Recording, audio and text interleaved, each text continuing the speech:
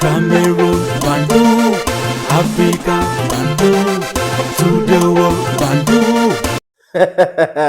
Your Bamenda man, your Ikuna man, your Giman, your Bakuri man, I'm proudly so your anglophone brother. Il y a un jeune chanteur qui avait chanté non, non, non, non, non, non, non, non, non, ça cuit. Aujourd'hui, non, non, non, non, non, ça cuit. Ça cuit, oh, ça cuit. Et c'est depuis 3 ans d'ailleurs, les amis. On parle de l'Ukraine. Vous savez qu'il y a à peu près 1500 soldats qui ont déjà déserté l'armée ukrainienne. Il y a même des contingents qui sont en train de combattre en Ukraine, qui sont des militaires ukrainiens, qui combattent les soldats ukrainiens. Mais la presse occidentale ne va pas parler de ça, parce que ce sont des médias mensonges. Si vous voulez vous désinformer, écoutez ce que ces gars-là débitent. Ils mentent comme ils respirent. Ils sont dans le mensonge perpétuel. Parce qu'ils pensent qu'à force de mentir, répéter les mêmes mensonges, ça va un jour se transformer en vérité. Mais il y a un proverbe africain qui dit, ce n'est pas, si vous prenez, le proverbe dit que si vous prenez un bois sec, vous jetez dans l'eau, ça ne peut pas se transformer en serpent. Donc, tout cela, vous comprenez les amis.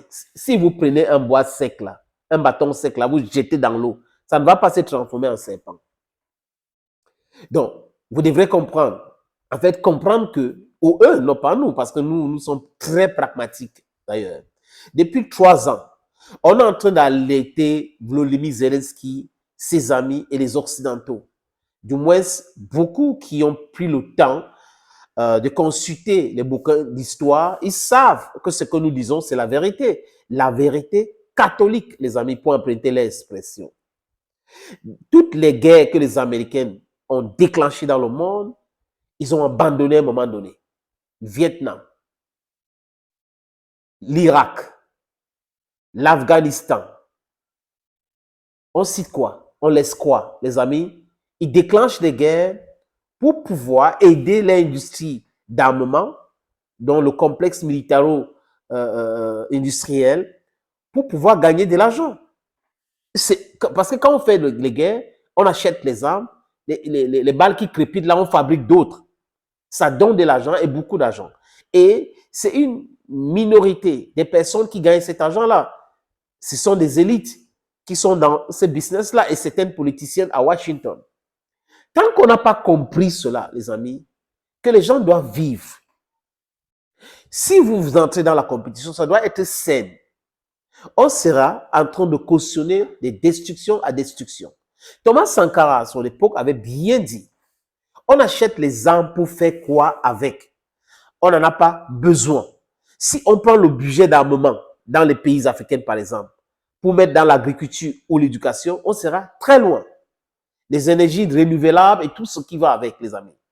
Mais quand on achète les armes là, c'est pour combattre qui? Nos propres frères, qui sont certainement manipulés par l'impérialisme pour pouvoir créer la situation de l'insécurité. Et là, quand une situation de l'insécurité est créée, ils peuvent justifier leur présence dans les différents contingents des missions patatri, patatra, mission bougou bougou, mission karakata papa. Donc, toutes ces missions-là ont pour objectif de nous maintenir dans la peur et assurer la présence de l'impérialisme chez nous. C'est à nous de comprendre. Nous avons, en même temps, nous avons à 60-70% compris cela, les amis. Donc, on est en train d'avancer dans ce sens. La rééducation, l'information, la bonne information, diluer les différents mensonges. Mais pendant ce temps, Volodymyr Zelensky, qui est fan des mensonges, a pris cela et il a écouté les discours de Boris Johnson, de Sunak, d'Emmanuel Macron, de Olaf Scholz, de Joe Biden. Et dans ce discours de mensonges, il a retrouvé quoi? Ses anciens réflexes. Parce que quand on est un menteur, on écoute un menteur, parfois, il nous manque, nous, les menteurs, et on ne se rend pas compte que c'est le mensonge. Donc, j'ai l'extrême conviction que Zelensky, c'est un mytho patenté. Donc, les roublards lui ont mélangé dans la farine et il a pensé qu'on pouvait l'aider jusqu'à vaincre la Russie. La Russie, c'est 17 millions de kilomètres carrés. 7 fusées horaires. 7. C'est un pays tellement immense avec les richesses illimitées. le sous-sol tellement riche. Donc, quand vous êtes un politicien et que vous vous mettez à vous renseigner correctement pour comprendre certaines choses, il y a des erreurs que vous n'allez pas faire. On fait des erreurs parce qu'on est sous-informé ou on est trop dans le mensonge. Si vous êtes sous-informé et que vous êtes trop dans le mensonge, c'est possible que les gens puissent vous raconter du n'importe quoi et vous allez gober cela. Erreur. Erreur Fombutuku, comme on dit chez moi, Nadame Fondos. Volodymyr Zelensky voit aujourd'hui ces militaires fuient. Ils sont en train de déserter l'armée. Parce qu'ils disent quoi? Récemment, ils sont en train de dire quoi? Nous ne voulons plus mourir pour Joe Biden. Parce que même l'armée ukrainienne, du moins l'immense majorité de l'armée ukrainienne, a compris que c'est une guerre pour Joe Biden. Joe Biden qui voulait protéger son fils, Zelensky qui a protégé le fils de Joe Biden, et Zelensky aujourd'hui est en difficulté. La relation entre Zelensky et Donald Trump, c'est pas bon, hein? C'est pas bon. Le premier mandat de Donald Trump, il a voulu avoir des informations, et Zelensky ne lui a pas donné ces informations parce que les politiciens à Washington combattaient Donald Trump, ils mettaient les bâtons dans les roues, même dans son propre administration. Et là, Zelensky a pensé que oui, il va perdre et il est parti. Aujourd'hui, il est revenu et le gars, il s'est fait petit, il va essayer quelque chose.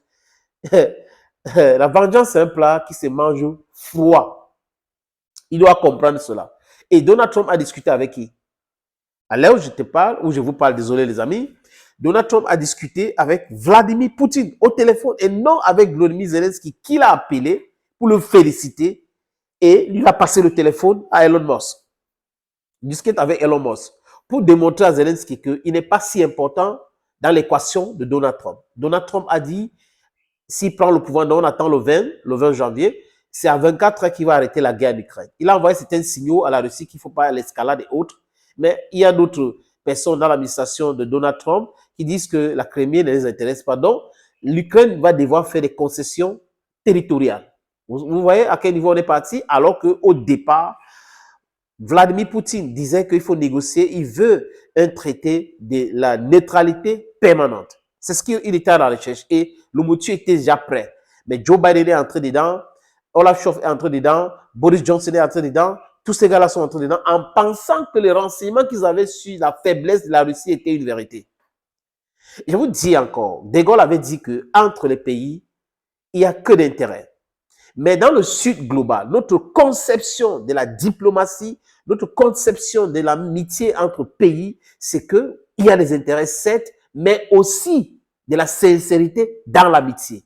Donc, entre les États, il y a les intérêts, certes, mais la sincérité aussi dans l'amitié. On ne peut pas avoir une relation entre les États uniquement basée sur les intérêts. Sinon, on n'est pas humain, on est des robots. Mais on a des intérêts, certes, et aussi de l'amitié, la sincérité de l'amitié. C'est ça qui devait gouverner beaucoup de personnes. Sinon, on ne serait pas là aujourd'hui de vous dire que l'armée ukrainienne, il y a des soldats qui ont déserté l'armée. Et c'est une vérité qui continue de déserter parce qu'ils ne veulent pas mourir, un, pour Zelensky, et de deux, pour Joe Biden, qui est en train de partir certainement pour toujours parce qu'il n'a plus la capacité de revenir encore. Peut-être que Kamala Harris va faire l'effort de revenir, mais elle a été battue sévèrement lors de ces dernières élections par Donald Trump. Thank you, friends. Bye-bye.